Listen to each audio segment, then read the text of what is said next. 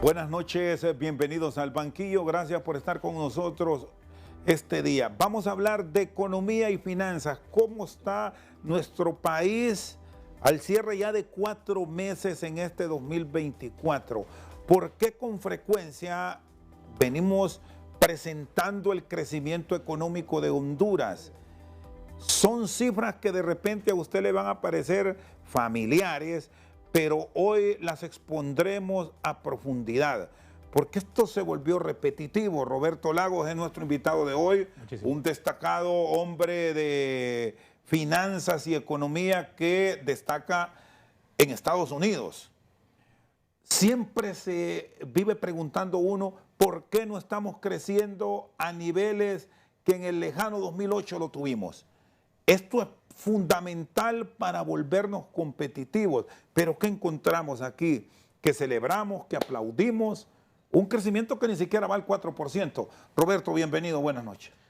Buenas noches, Rosendo. Es un gusto estar con usted y esperemos que este programa sirva para poner un poquito los elementos desde la perspectiva histórica de por qué no se logra potenciar ese crecimiento económico y adicionalmente entender qué es lo que ha pasado en los últimos meses, ¿verdad? Entonces es un placer estar con usted y poder compartir con la población en general. ¿Dónde ha estado el problema de no tener crecimientos sostenidos como al principio?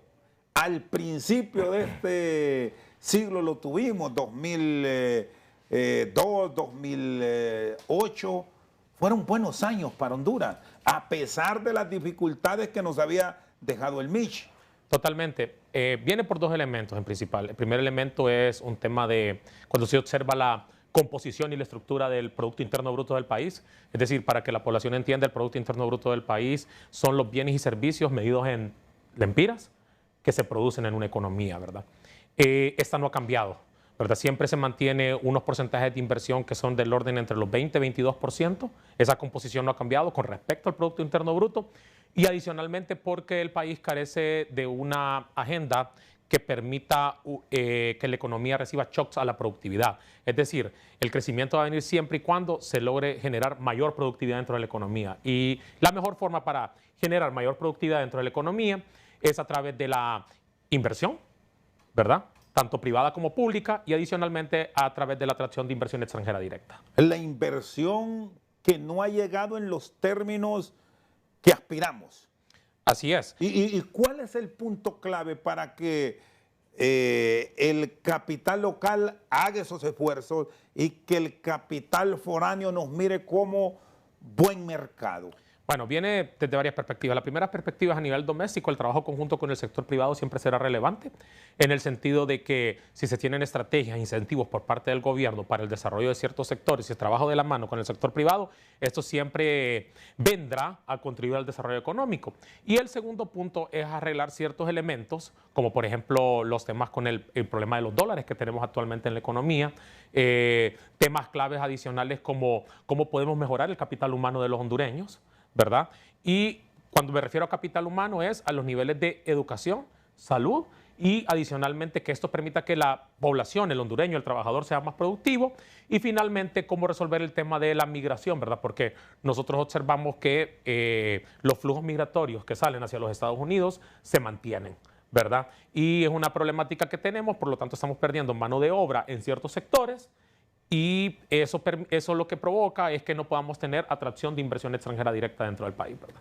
Hay una palabra que se volvió mágica en las grandes economías que vemos como ejemplo hoy. Podemos citar Singapur, Hong Kong, el mismo Taiwán, pero vamos a las latitudes nuestras. ¿Dónde está bien empleada la planificación para un desarrollo sostenible y adecuado? No, mire, realmente que existen países y economías como por ejemplo Brasil, que históricamente siempre ha tenido un desarrollo de planificación importante, ¿verdad? La planificación desde la perspectiva del gobierno, ¿verdad? En el sentido de que sea el gobierno que tenga una planificación estructurada para el desarrollo de programas y proyectos que permitan, ¿verdad?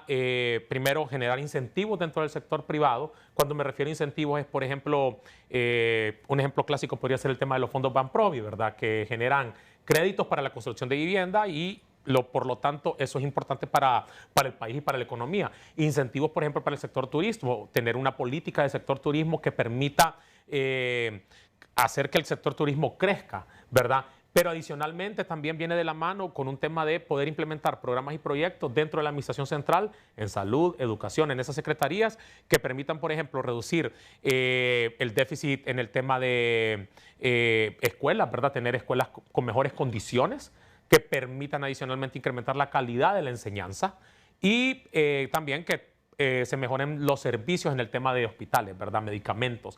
La población espera este tipo de servicios. Todo eso va de la mano en una estrategia conjunta y ahí la planificación es sumamente relevante. Bueno, punto fundamental, estrategia conjunta, no dejar la carga exclusivamente al Estado, sino tomar la idea del inversionista, del privado, del no gubernamental junto al Estado para que en un todo empujemos. Exactamente. Pero eso se puede aplicar en el país en las circunstancias actuales o en algún momento ha existido esa cohesión como lo plantean las grandes economías del mundo. Mire, yo puedo decir que al principio de los años 2000, 2004, 2005, 2006, ¿verdad? Inclusive los 2 primeros años del presidente Zelaya, ¿verdad? Se tuvo un trabajo conjunto, ¿verdad? En el sector privado, hubieron buenas tasas de inversión, se tuvieron buenas tasas de crecimiento, pero creo que en Honduras el problema es que prima mucho la agenda política, principalmente en los últimos 12 años, ¿verdad? Después del golpe de Estado prima mucho la agenda política y la agenda política es sobre quién se sostiene en el poder. Entonces, cuando eso es lo que prima, entonces los problemas estructurales del país se vuelven secundarios. Y adicionalmente el trabajo conjunto con el sector privado se vuelve secundario dependiendo de qué gobierno se encuentre dentro del poder, ¿verdad? Ahora mismo entonces, ¿cómo plantear prioridades? Es una gran pregunta y yo considero que lo primero es tratar de dar los servicios básicos a la población. Sí, porque es un elemento, Roberto, que lo debemos tener claro como país en vía de desarrollo, que es un tema antiguo, por cierto. No todo lo vamos a solucionar en los meses que restan de este año y el último año del actual gobierno. Es en base a lo que planteamos. Planificación, que es un vocablo un tanto olvidado. Sí, es un vocablo olvidado, principalmente porque ahora la Secretaría de Planificación es una Secretaría de Propaganda Política, lo cual es lamentable. Pero adicionalmente, en el país se saben cuáles son los problemas estructurales, Rosendo. Tenemos un problema con el tema de energía, histórico. La ENE es el principal agujero de las finanzas públicas del país, en el sentido de que no logramos resolver el problema de reducción de pérdidas, y eso tiene costos, eso son filtraciones del presupuesto, es dinero que se va, ¿verdad?, que se pierde y que podría ser implementado en programas de desarrollo del país. Eso es un punto que nos sigue afectando. El problema adicionalmente de la sobrecontratación de energía histórica, ¿verdad? Eso también es otro punto. Ahorita viene el tema de renegociación de contratos que se va a presentar al Congreso. Esperemos que esa renegociación de contratos sea una renegociación de contratos abierta, que la ciudadanía conozca los términos, que no se contraten empresas en las cuales satisfagan las intereses, ¿verdad? Y yo pienso que eso sería importante. Entonces tenemos el tema de energía. Otro tema importante siempre es el tema de cómo podemos mejorar la productividad del sector agricultura.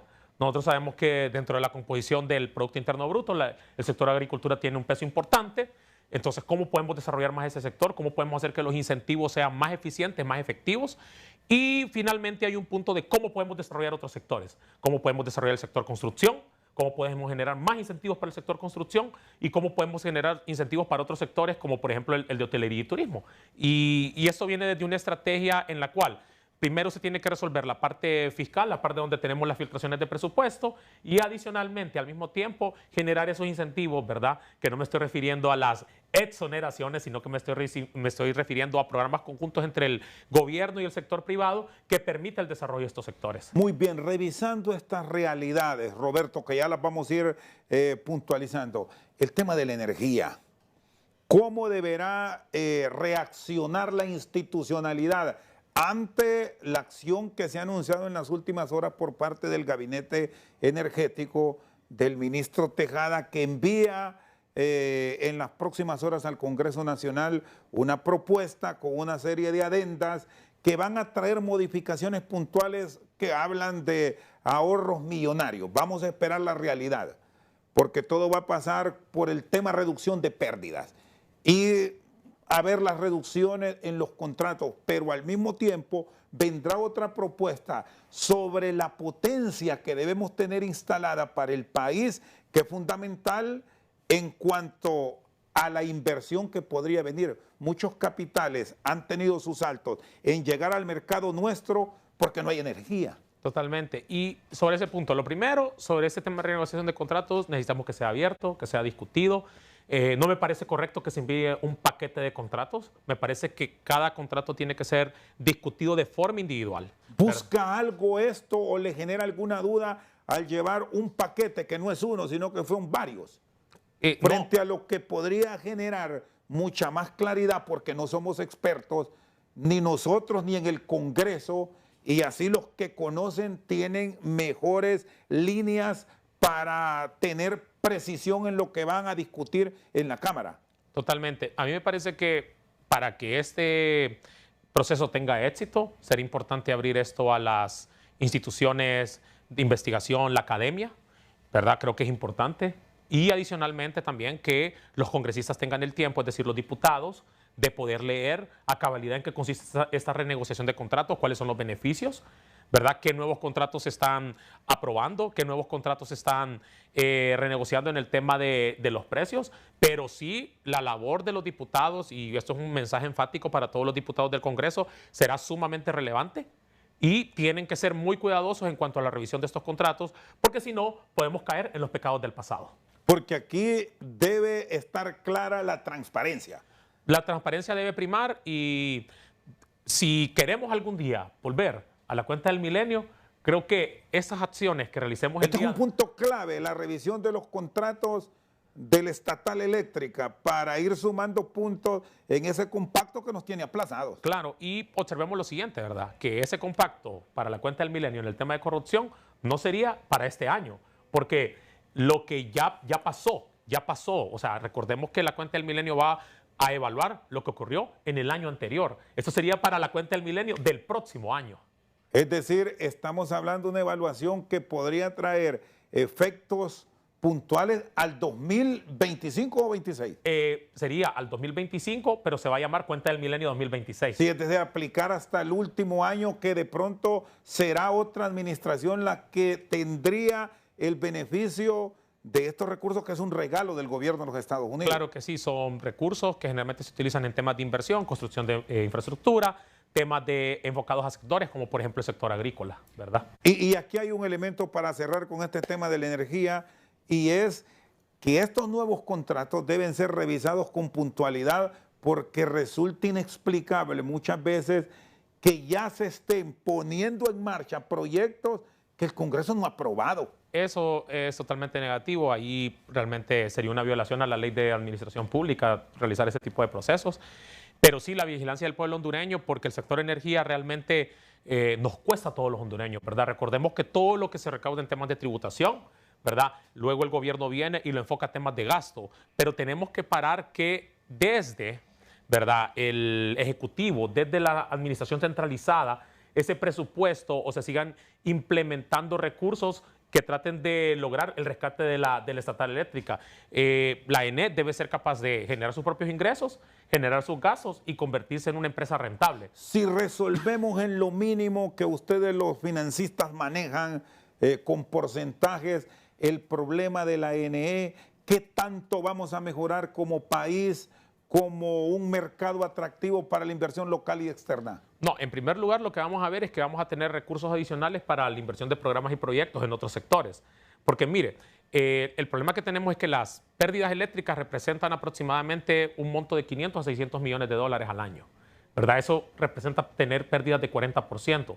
Si lográramos reducir las pérdidas, generaríamos ahorro, ¿verdad? Y adicionalmente es resolver ese tema de la deuda histórica, ¿verdad? La deuda histórica del ENE. Porque la ENE no solo es los recursos que año con año se pierden, sino adicionalmente es la deuda histórica que arrastra.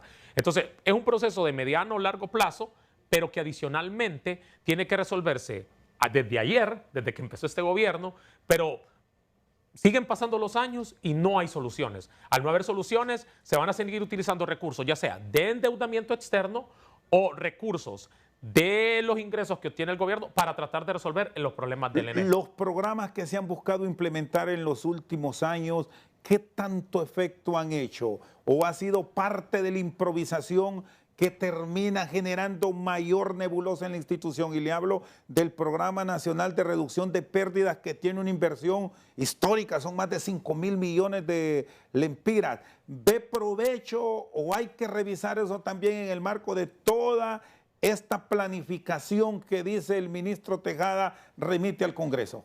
Han pasado 2 años ya del Programa Nacional de Reducción de Pérdidas, ¿verdad? Han pasado 2 años de esta administración y lo que hemos observado es que las pérdidas se han incrementado. Solo con ese indicador que las pérdidas se han incrementado, hasta el momento el Programa Nacional de Reducción de Pérdidas no ha cumplido. Está en rojo también. Está en rojo, ¿verdad? No ha cumplido. O sea, imagínese, ese es un ejemplo claro de filtración de recursos. Usted ya tiene una pérdida por las pérdidas. Es decir, se están perdiendo aproximadamente 40%. Esas son las pérdidas y eso equivale a 500, 600 millones de dólares, número uno. Pero adicionalmente hay recursos orientados para un programa específico que reduzca esas pérdidas y no lo está logrando. Entonces ese programa está siendo ineficiente en lograr el propósito, ¿verdad? Entonces estamos perdiendo recursos por las pérdidas eléctricas y recursos porque estamos implementando un programa que no me está dando resultados. Imagínense si esos recursos tuvieran impacto y redujeran las pérdidas. Adicionalmente, el Estado podría empezar a reorientar recursos del presupuesto a otras acciones, a otras actividades, a otros programas prioritarios, al tema social, que es muy importante para la presidenta, y adicionalmente a mayor infraestructura. Muy bien, Roberto Lagos, economista y financista hondureño. Y bueno, como estos temas de números nos generan tanto dolor de cabeza, nosotros nos movilizamos un momento para tener unos consejos con un nuevo producto aquí en nuestro país y en breve continuamos con Roberto Lagos.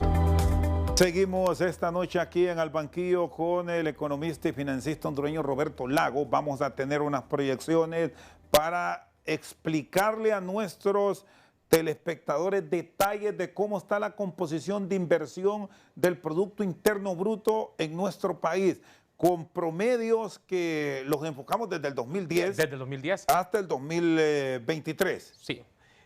Y en este punto, Rosendo, en primer lugar, observemos la formación bruta de capital fijo. ¿Qué es eso? Simplemente es la inversión.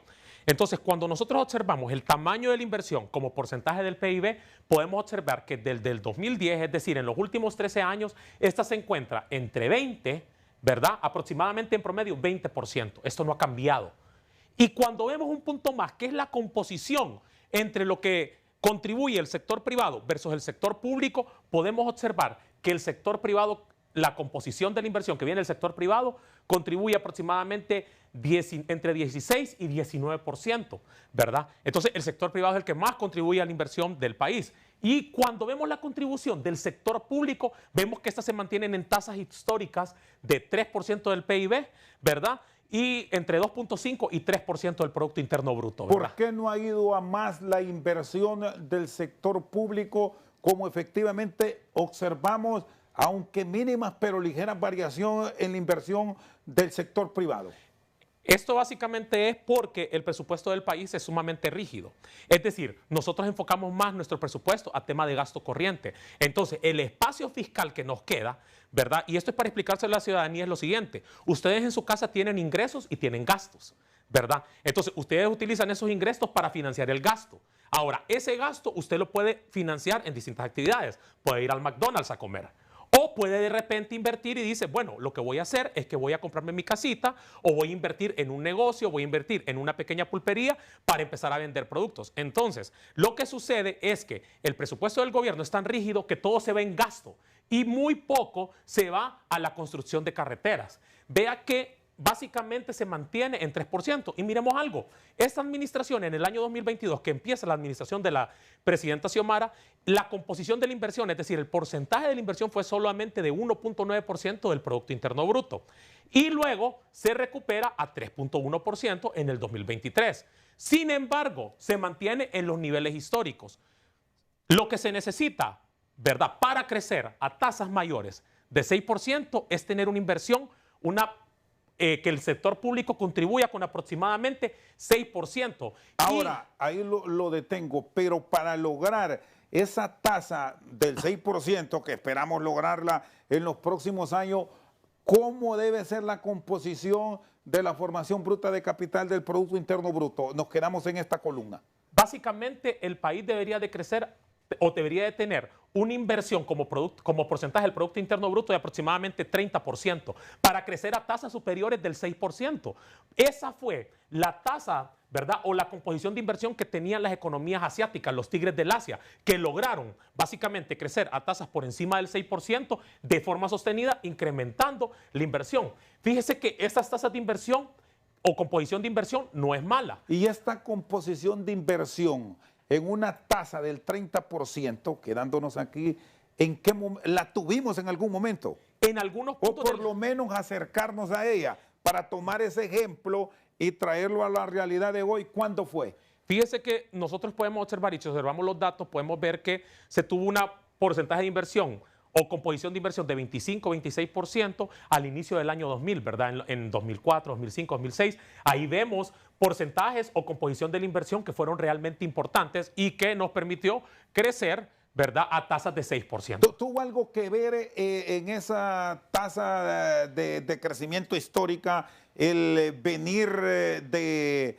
apoyos que dieron los acreedores, que venían de la famosa condonación de nuestro país, que nos proyectó como un país con una economía que debió continuar como economía sana, pero ya sabemos el trabajo que hicieron los políticos con todos esos fondos que vinieron? Respóndame eso, porque después quiero asociarlo con el tema de el informe que nos dan constantemente, que hay un fondo de composición social o la famosa ayuda social, Roberto. Mire, en primer lugar, con respecto a este tema sobre lo que usted me consulta, esto no ha logrado cambiar históricamente. Se tuvo momentos en los cuales se tuvieron picos y que se logró incrementar la productividad y que por lo tanto logramos crecer a tasas por encima de 6.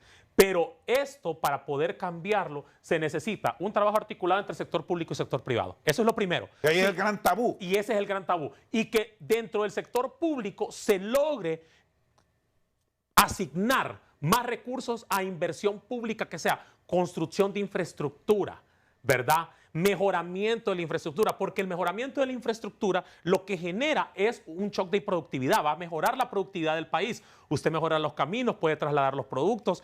Cuando usted construye una carretera adicionalmente, por ejemplo, vemos el caso de Palmerola. Yo recuerdo que cuando yo pasaba por Palmerola, cuando estaba muy pequeño, ahí no había nada. Y ahora usted ve como hay agua, con mucha más hay mucho desarrollo, hay mucho desarrollo. Inversión. Ahora, ¿cuál es el problema de Palmerola? ¿O cuál es el problema histórico que fue lo que se criticó? Que muchos de esos recursos, ¿verdad? Que fue un proyecto sobrevalorado, ¿verdad? Entonces, esa fue la crítica que realizaron muchas organizaciones de ONG, que costó demasiado y entonces se dieron los temas de corrupción, ¿verdad? Pero esa es la primera parte. Ahora, si nos vamos a la siguiente, Rosendo, que es el tema de los sectores, que yo creo que a usted le interesa mucho. Sí, pero antes, ¿cómo ubicamos en todo esto para un impacto mucho mayor el tema social? Porque gran parte de los recursos, el gobierno habla de una inversión que va para la estrategia de reducción de la pobreza. En primer lugar, el gasto social no es inversión. Y ese es un tema que normalmente nos genera mucha discusión. Genera mucha discusión. Inversión es todo lo que, primero, mejora la productividad del país. Y adicionalmente, eso que está haciendo el gobierno en el tema social, lo que está haciendo es tratando de mejorar las condiciones de capital humano. Sin embargo, todo gasto social tiene que tener una evaluación de impacto. ¿Por qué? Porque, por ejemplo, si yo estoy asignando un bono, si yo estoy asignando un subsidio, si yo estoy asignando cualquier tipo de recurso, yo quiero que esas transferencias monetarias condicionadas cambien el capital humano del hondureño. Y entonces, por lo tanto, no lo podemos decir hoy. Eso tiene que ser al final de la administración, que se realice una evaluación de impacto. ¿Y qué es una evaluación de impacto? Es básicamente decir cómo cambiaron, por ejemplo, en el tema de educación, las notas de los niños en el primer año de gobierno versus las notas de los niños al final del gobierno. Hubo incremento en los temas de matemáticas y español, hubo un mejoramiento de las condiciones. Pero estas evaluaciones, si las vemos en blanco y negro, si las revisamos desde, mirábamos ahí el 2010, a la fecha poco han cambiado y los recursos que se han destinado son de millones y millones. Es algo parecido a lo del ENE, en procesos de inversión que no tenemos un impacto real hoy en día. Exactamente, o si lo vemos en el tema salud. ¿Por qué las autoridades todos los años nos dicen que tienen el mejor presupuesto de la historia, verdad? Es el mejor presupuesto, está orientado, pero tenemos siempre los mismos problemas. Tenemos falta de medicinas en los hospitales, tenemos totalmente siempre problemas para atender a la población durante los periodos de dengue, durante los periodos de enfermedades respiratorias. Tenemos todos estos problemas y no los logramos resolver. Hay otro punto antes de ir en esta otra presentación que tenemos. Cuando hablábamos del tema de la inversión y lo que traslada el gobierno frente a las realidades de inversión privada y estatal, en cuanto a infraestructura, hablan que este año será el año que se observarán cambios profundos y sustanciales en el tema de carreteras, construcción de aulas escolares, hospitales, etcétera, etcétera. E incluso hay un fondo que recientemente lo revisábamos a través de HRN de alrededor de 20.000 millones de lempiras, es histórico. Pero al ver los procesos de ejecución a hoy, es un fondo que ahí está. Apenas un 13% en promedio es lo que se ha sacado y estamos a mayo. Y es una gran pregunta la que usted realiza, pero se lo voy a explicar con esto, porque esto será importante. Vamos a ver. Vamos a ver, mire. Cuando observamos los sectores que más contribuyen al Producto Interno Bruto, observamos que el sector que más contribuye es la intermediación financiera. ¿Y qué es intermediación? Aquí está la banca. Es la banca, exactamente. ¿Cómo traslado mis depósitos en créditos? Ahora, usted me habla del sector construcción. Mire el sector construcción, ¿cuánto contribuye al Producto Interno Bruto? 2.7%. Es 2.7%. 2.7%. Ajá. ¿Cómo cambiamos la composición? ¿Cómo hacemos que el sector construcción tenga mayor representatividad dentro del Producto Interno Bruto? Nosotros quisiéramos que este sector construcción representara el 10% del Producto Interno Bruto. Eso debería ser el ideal, como en otras economías. Nosotros quisiéramos, si nos vamos a la de abajo, al sector hoteles y restaurantes, solo representa 2.2%. Cuando usted lo compara con otras economías, como por ejemplo Panamá, Costa Rica, por ejemplo en Panamá representa 14% del Producto Interno Bruto. En Costa Rica representa casi 7% del Producto Interno Bruto. Entonces, primero se tiene que ser eficiente con los recursos. Si los recursos no se están ejecutando, si los programas de inversión son muy lentos al momento de ejecutarse, esto no va a cambiar. Porque aquí necesita un crecimiento enorme para poder cambiar esa composición, ¿verdad? Una tasa de crecimiento que le diga que el sector construcción subió en 10%, no cambia esta composición del Producto Interno Bruto. Estos son números del 2023, viendo el presupuesto que está en ejecución. Este 2024, que ahí es donde están estas cifras que planteábamos, que incluye incluso, se me escapaba un componente para las alcaldías municipales. Claro. Que es preciso analizarlo con proyectos como Caminos Productivos. ¿Qué tanto impacto de cambio generará para el próximo año este presupuesto, que es lógico por el crecimiento vegetativo, es el más grande de la historia? No va a cambiar, porque para nosotros poder cambiar esto, este sector debería de crecer por encima de tasas de 40%. Para poder empezar a cambiar la composición de la construcción. Y mire esto, históricamente los sectores que más contribuyen son intermediación financiera, luego la industria manufacturera tiene una representación importante, luego la agricultura. Pero ¿cuál es el problema de la agricultura? Que a pesar de que contribuye, no somos tan productivos, ¿verdad? Y adicionalmente, ¿cómo se va a comportar este sector con los problemas, por ejemplo, en la industria camaronera que estamos viendo, ¿verdad? Entonces habrá que analizar cómo cambia esto. Y luego comunicaciones, comercio. Estos son los sectores que más contribuyen al Producto Interno Bruto, ¿verdad? Pero observamos que hay otros sectores relevantes como construcción, hoteles y restaurantes, transporte y almacenamiento que no contribuyen tanto. Es decir, para tener tasas de crecimiento formidables, los sueños de más allá del 6%, estos dos ítems, aquí nos quedamos con construcción y hoteles y restaurantes, deberían estar situados en competencia mínimo con agricultura y aquí. Comunicaciones. Deberían de ser del orden del 10%. Un 11%. 10-11%. Pero para lograr eso, usted tiene que crecer mucho. Mucho. Por ejemplo, ¿cómo cambió la composición Panamá? Panamá, por ejemplo, este año va a registrar un crecimiento del sector construcción de aproximadamente el 70%. Y con todos estos proyectos que, le reitero, el gobierno actual ha planteado y que busca una nueva relación y un acercamiento con la nueva junta directiva del Consejo Hondureño de la Empresa Privada. Y si sumamos otras megas infraestructuras que nos están hablando de ellas, como el famoso ferrocarril interoceánico, más construcción de carreteras, un eventual canal seco que nos conecte el sur con el norte. No pensemos tampoco solo en la línea férrea, sino carreteras. ¿Qué nos puede deparar? Si se logran materializar todos esos proyectos, ahí sí miraríamos una contribución importante y un crecimiento importante. Pero estos procesos toman años. Sí, porque son procesos sostenidos que no es de hoy para mañana. De hoy para ¿Cuánto duró? Bueno, nos ha planteado Roberto el ejemplo de Panamá, un poco Costa Rica. No sé cómo está Guatemala, que es la economía, excluyendo a Panamá, más poderosa de la región en estos términos. ¿En qué tiempo, si hay decisión, ojo a esto, de diálogo, de armonía entre el que invierte y el gobierno, algo así, poniéndolo claro, reglas ordenadas, nos va a llevar a acercarnos a estas economías? Mire, básicamente este es un proceso que por lo menos para tener efecto le toma 8 años, pero que usted inicialmente en los primeros 2 años de gobierno, 3 años, tuvo que haber visto un crecimiento, un choque importante en el crecimiento de estos dos sectores. Si ya no lo observa usted en los primeros 3 años, se le van a ir los 4 años de gobierno sin cambiar la composición de estos sectores, ¿verdad? Entonces es un proceso de 8 años por lo menos para poder darle vuelta a la composición y adicionalmente poder hacer que sectores que son sectores que requieren mucha mano de obra crezcan, porque eso es lo que queremos, porque estos sectores realmente generan mucha mano de obra, entonces mejoran el mercado laboral. Y aquí tendremos otro elemento que habrá que analizarlo en función de ese recurso humano, que es fundamental, porque para impulsar todo esto necesitamos los profesionales con la capacidad. Así es.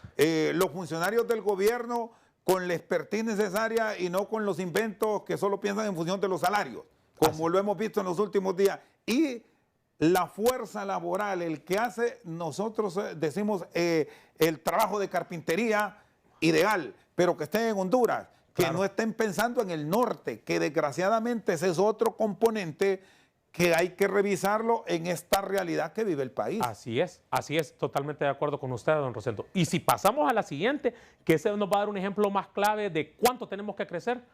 Bueno, eso lo vamos a desarrollar en el siguiente segmento cuando regresemos de la pausa. Y tenemos pendiente, con eso vamos a arrancar, el tema de esa inversión en el sector agrícola, porque desde previo a la pandemia, que es otro impacto que hay que medirlo, en qué nos hemos logrado recuperar, en qué no hemos hecho nada y qué debemos hacer para por lo menos recuperar algunos niveles de nuestra economía antes del 2019. ¿Qué pasa con ese tema de la agricultura? Insisto, el Banco Mundial nos dijo que las riquezas del mundo estaban en la tierra, pero aquí es un punto y aparte, porque esas riquezas de tierra ya desarrolladas en algunas zonas del país, hoy las están invadiendo. Es correcto. Pausa, ya volvemos. Seguimos esta noche al banquillo, está con nosotros Roberto Lago revisando situaciones financieras, economía del país. Esto de la forma que plantea el Banco Mundial de potenciar la agricultura, que es un proyecto que ya lo vamos a oír en los próximos días de los políticos, vamos a mejorar el agro, vamos a llevar proyectos que permitirán ser nuevamente el granero de Centroamérica, utopía. Claro. ¿Cómo deberán plantearse programas reales a través de las iniciativas que nos ha dicho Banprovi son ideales? Mire, en primer lugar, nosotros escuchamos esa narrativa que usted comenta, pero si usted revisa esa misma composición de la agricultura para todos los años anteriores, va a ver que es exactamente la misma. Es decir, no ha cambiado. Ese 12-13% se mantiene, en primer lugar. En segundo lugar, será importante tratar todo este tema de las invasiones de tierras, ¿verdad? Porque si tenemos los problemas de invasión de tierras, si no se resuelve ese problema, ¿qué se comentó? Recuerda, el año pasado cuando la presidenta habló que se iba a tratar de resolver, se comentó que se iba a tratar de resolver esta problemática, difícilmente podemos avanzar. Bueno, incluso se nombró una comisión especial para que revisara dónde se podían llegar a arreglos y dónde tenía que actuar. Pero todavía estamos esperando respuestas. Sí, y realmente que sería importante que esa comisión brinde resultados de cuáles son los logros que se han obtenido desde que se creó, porque eso fue el año pasado. Entonces, ¿cuáles fueron los logros? A mí realmente me puso muy contento, pero realmente yo, principalmente porque vivo fuera del país, no he escuchado nada al respecto, no sé si ustedes han escuchado al respecto de los principales logros. Ahora, será muy importante que también que los programas de la SAC sean orientados al mejorar la productividad de los pequeños productores en el agro, ¿verdad? Porque generalmente estos programas tienen que estar orientados a que usted tiene una parcela de tierra y que usted pueda generar mayor rendimiento en su parcela de tierra, productos con un mayor valor agregado en los demás sectores, ¿verdad?, del agro. Entonces, todo ese tipo de programas en los cuales van orientados para mejorar productividad, mejorar la producción, mejorar la calidad del producto, ¿verdad? Eso va a permitir que se venda en mejor precio en el mercado exterior y que adicionalmente nos permita también generar insumos para el mercado doméstico. Los bonos que son parte de ese componente social, entonces deben ser objeto de una profunda revisión para generar un mejor impacto o qué hacer. Totalmente. Cada año se debe revisar si estos bonos están cumpliendo, ¿verdad?, el propósito para el cual fueron diseñados y que no solo sean algo paliativo. ¿A qué me refiero con algo paliativo? Generalmente cuando usted trata a un enfermo y usted le da la medicina, usted tiene dos formas, o le da la medicina o le da un tratamiento que lo mantiene estable durante el tiempo, pero en el momento que le quita el bono o le quita ese tratamiento paliativo, en este caso, vuelve a caer enfermo, ¿verdad? Entonces, lo que nosotros necesitamos es que en el sector de agricultura, estos bonos que se les está dando a los productores, ¿verdad?, los vuelvan más productivos, más sostenibles y que no lo necesiten más una vez que alcancen ese nivel de productividad, ¿verdad? Ahora, Roberto, si lográramos aprovechar toda la riqueza que tiene nuestro país, deberíamos estar en qué nivel en esa franja del sector agrícola. Por lo menos 20% con respecto al Producto Interno Bruto sería un buen dato, un buen número, ¿verdad?, dentro de la composición que nos permitiría generar mayores empleos y adicionalmente el desarrollo de otros sectores, ¿verdad? Bueno, porque aquí, bueno, siempre que se presentan las comparaciones, hay a quienes no les gusta. Y si vemos las economías de la región, para no ir tan largo, Guatemala en esa área nos lleva años luz, en tema de agricultura, no digamos en aspectos relacionados con la energía. Totalmente. Son un ejemplo a seguir en la región. Entonces le pregunto, ¿cómo es que aquí, ahora, y casi de siempre, de los últimos 12, 14 años, celebramos crecimientos de 3.6, 4, creo que 4.2% ha sido el que logró sobrepasar esa barrera? Totalmente. Y si quiere, vámonos al siguiente ejemplo que le muestro que es ilustrativo. Este es un ejemplo ilustrativo. Los datos son datos del Producto Interno Bruto en dólares, ¿verdad?, de cada una de las economías, ¿verdad?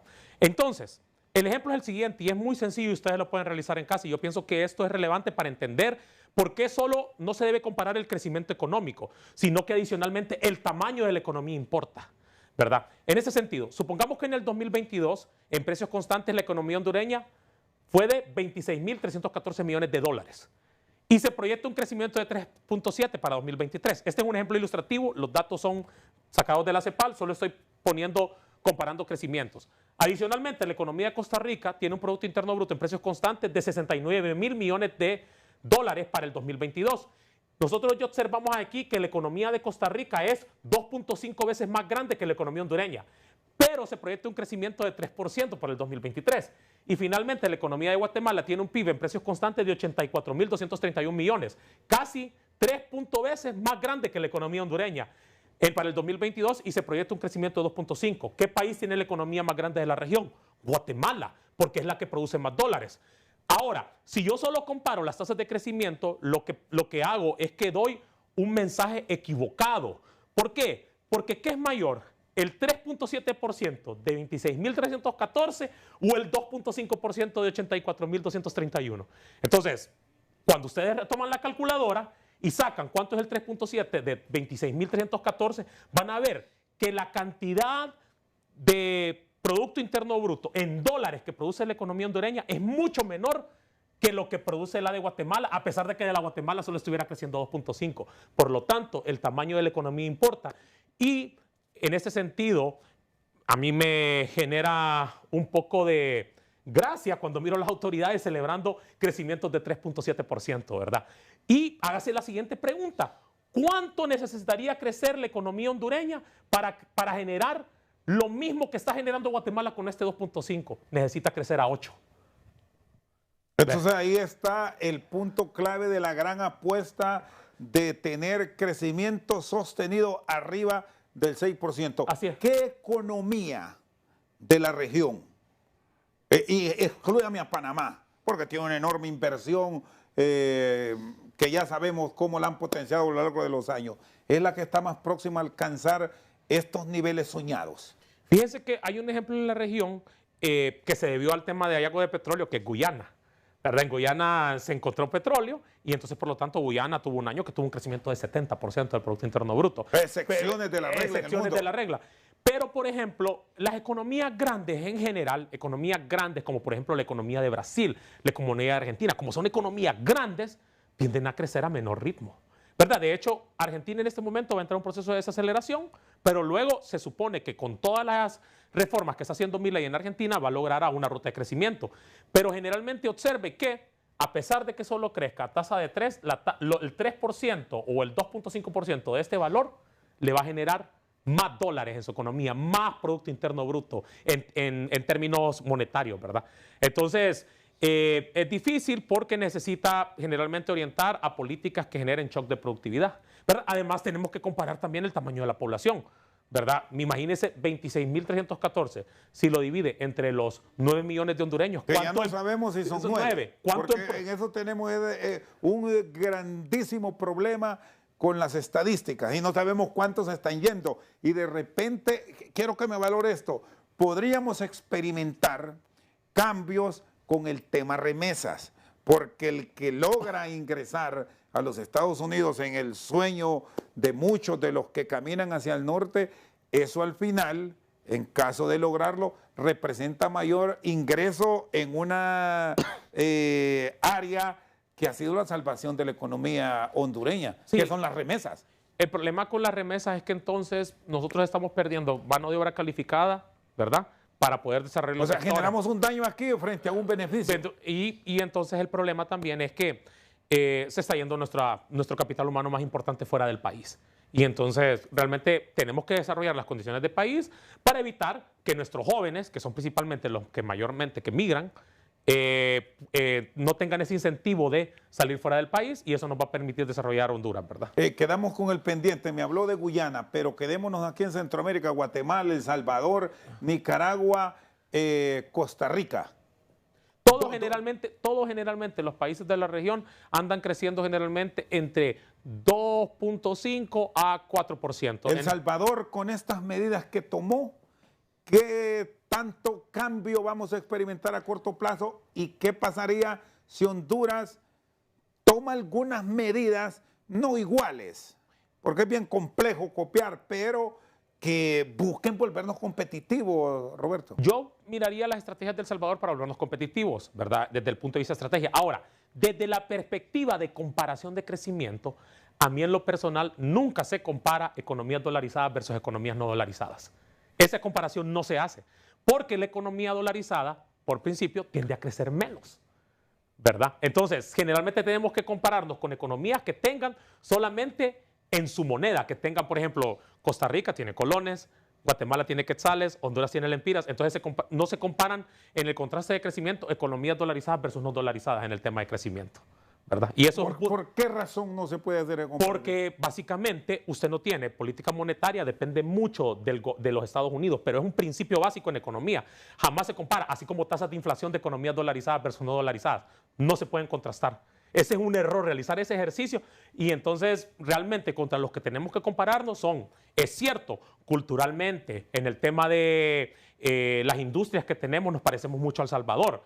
Pero en el tema económico, con política monetaria, política fiscal, somos más parecidos a Costa Rica, Guatemala, República Dominicana y Nicaragua. Ese debería ser nuestro set de comparación al momento de comparar tasas de crecimiento. Muy bien, Roberto Lagos con nosotros esta noche al banquillo. Hacemos una pausa, ya venimos con más. Por decirlo así, para que la gente nos entienda. Entonces, esto incluye los efectos estacionales. Entonces, hablan de que fue de 5.4 y que fue la mejor de los últimos 5 años. Pero ahora veamos lo que nos dice la serie desestacionalizada. La serie desestacionalizada nos dice, ¿verdad?, que la actividad económica a febrero, ¿verdad?, entre febrero del 2023 contra febrero del 2024 fue de 4.2% comparado contra los datos. Porque en Honduras, y esto es para explicarlo, las autoridades monetarias siempre tienen el hábito de poner el número más grande, pero no poner el número que es. ¿Entiende? Eso es súper importante. Y número 2, observen lo siguiente. A partir de septiembre, y aquí, si me puede ayudar producción para bajar, mire, ¿cuánto fue la actividad económica entre septiembre del 2023 y septiembre del 2022? 5.3. Luego, ¿cuánto fue en octubre? 5. En noviembre, 4.7. 4.5, 4.3, 4.2. ¿Cómo se le llama eso? Tendencia hacia abajo. Eso se le llama desaceleración económica. El país está en un proceso de desaceleración económica y en esta tabla que viene aquí, en la columna de al lado, esto se llama desaceleración. Y aquí se van viendo las caídas que ha tenido la economía en el tema, porque esto es el ciclo y esto es la parte estacional. Ejemplo, es como que, por ejemplo, cuando usted hace la recaudación, hay meses en la economía, para poner el ejemplo del azar, que ellos miran picos en su recaudación. Es el caso de lo que ocurrió recientemente al final de abril. Exacto. Que es un pico. Es un pico, pero es algo estacional que ocurre, pero eso no le dice cómo se está comportando realmente la economía.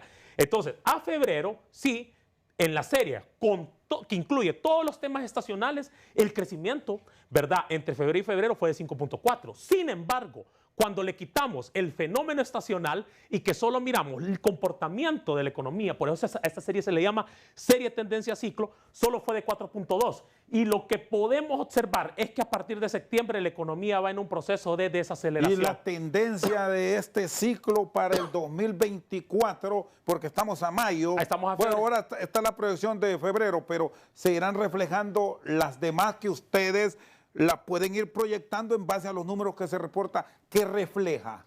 Mire, yo preferiría esperar el número de Banco Central, lo único que sí quiero que se presenten siempre los datos de la tendencia ciclo, porque eso es lo que nos dice el comportamiento económico. ¿Y cómo se puede revertir? ¿Cómo cambiar? No, básicamente se tiene que seguir implementando los programas y proyectos de inversión pública, acelerar la ejecución de la inversión.